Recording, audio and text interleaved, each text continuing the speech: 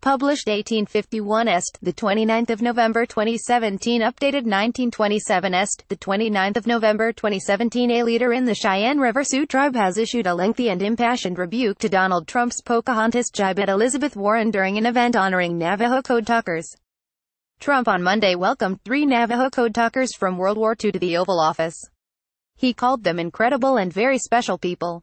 During remarks praising their service, Trump said, "We have a representative in Congress who they say was here a long time ago.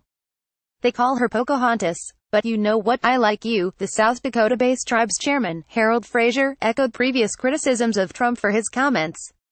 He said in a statement to the Huffington Post, "The President of the United States wanted to utilize an opportunity to honor Native warriors who defended this land to make a political attack. I have one for him: leave the office you bought and take your swamp things with you." Scroll down for video. Harold Frazier, chairman of the South Dakota-based Cheyenne River Sioux Tribe, has issued a rebuke to Donald Trump after he made a jibe at Elizabeth Warren during an event honoring Navajo Code Talkers. Trump said during the White House event on Monday, "We have a representative in Congress who they say was here a long time ago. They call her Pocahontas. But you know what, I like you." Frazier also described how Trump's comment evoked male violence against women. Pocahontas herself was a victim. Native American women continue to be victims of rape and exploitation by white men. The President of the United States is practicing that by exploiting Native women as an insult for political machismo.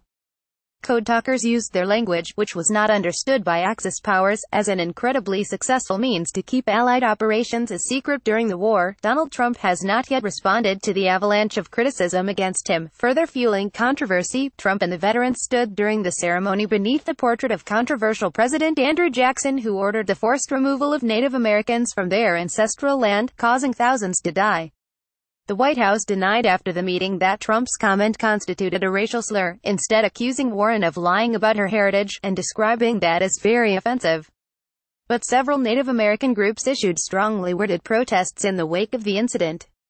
The Alliance of Colonial-Era Tribes ASIT said it considered Trump's remark to be a slur.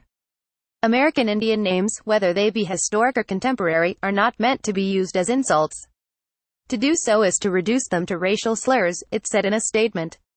Trump has repeatedly referred to Warren, a Democratic senator representing Massachusetts, as Pocahontas.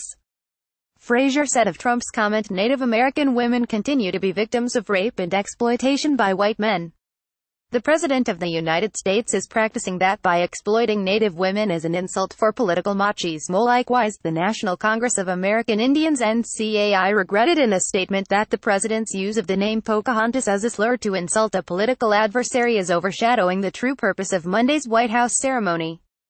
NCAI President Jefferson Keel emphasized that the real-life Pocahontas, the daughter of a 17th-century Native American chief whose story has been retold countless times including in a hit Disney, was a hero to her people, the Pamunkey Indian tribe in Virginia.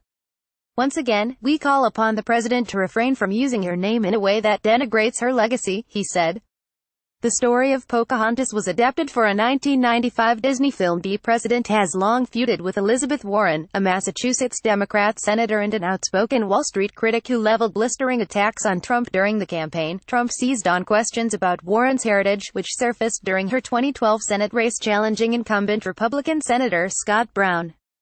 During that campaign, law school directories from the Association of American Law Schools from 1986 to 1995 surfaced that put Warren on the association's list of minority law teachers when she was teaching at the University of Texas and the University of Pennsylvania. Warren said she listed herself with Native American heritage because she hoped to meet people with similar roots. In a 2012 interview with the Associated Press, Warren said she and her brothers were told of the family's heritage by their parents, the late Don and Pauline Herring. Brown pressed Warren to release more information about how she described her heritage to potential employers.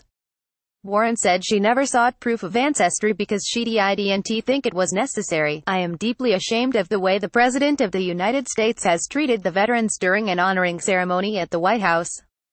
Veterans are brave heroes who sacrificed everything, despite the historical trauma, to tribal nations, when asked to defend the United States. Absolutely nothing should have taken away from honoring the veterans for their contributions to the war that ensured the American way of life. The President of the United States had an opportunity to honor veterans and bridge gaps in the relationship tribes have with the federal government. Instead, he chose to disgrace himself, his position and the nation he represents. It has been more than 200 years of living together, yet the President of the United States knows nothing about us. We have been forced to learn the way of the American life. We have learned American religions, language, economy, politics and society. We all share in following the American dream of life, liberty and the pursuit of happiness. A dream that all of those things we learn about try to keep us from achieving. The President's comments are another reminder that we are not allowed to participate.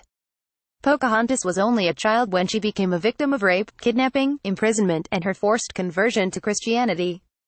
What happened to Pocahontas is still happening today to our women. Native American women continue to be victims of rape and exploitation by white men.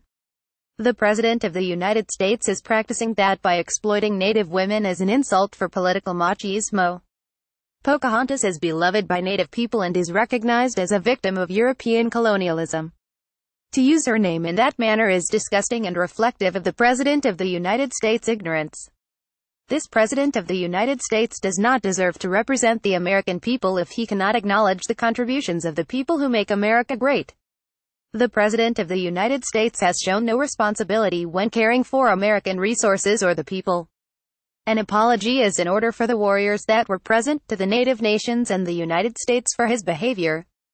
The President of the United States wanted to utilize an opportunity to honor Native warriors who defended this land to make a political attack. I have one for him: leave the office you bought and take your swamp things with you.